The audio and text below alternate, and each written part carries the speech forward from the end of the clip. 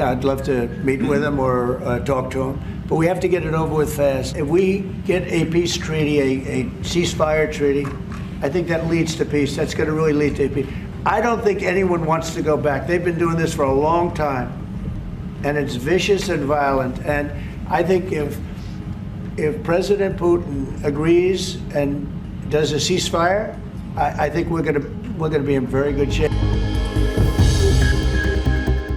ইউক্রেনের বিরুদ্ধে যুদ্ধ অবসানের লক্ষ্যে একটি চুক্তি ও যুক্তরাষ্ট্রের সাথে সম্পর্ক পুনর্স্থাপনে নিজেদের দাবি দেওয়ার তালিকা পেশ করেছে রাশিয়া। এর মধ্যে রয়েছে ইউক্রেনকে ন্যাটো সদস্যপদ না দেওয়া, ইউক্রেনে বিদেশি সেনা মোতায়েন করা হবে না মর্মের সমঝোতা এবং অধিকৃত ক্রিমিয়া সহ ইউক্রেনের 4টি প্রদেশ রাশিয়ার অন্তর্ভুক্ত মেনে নেওয়া এবং সেগুলোর আন্তর্জাতিক স্বীকৃতি দেওয়া।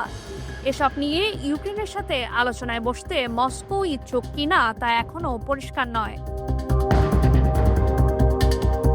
তবে ওয়াশিংটনের প্রস্তাবটি যুদ্ধবিরতিতে রাশিয়ার কিছুই অর্জন হবে না বলে জানিয়েছে ক্রেমলিন। কেউ কেউ উদ্বেগ প্রকাশ করে বলেছেন, যুদ্ধবিরতির শেষ পর্যন্ত যুক্তরাষ্ট্রের সাথে একটি বড় চুক্তির দিকে নিয়ে যেতে পারে, যা যুদ্ধের মূল লক্ষ্যগুলোকে বিসর্জন দেবে এবং রাশিয়াকে ইউক্রেন থেকে প্রত্যাহার করতে বাধ্য করবে। নসীম তাসলিম রহমান, ঢাকা ওয়েস্ট নিউজ।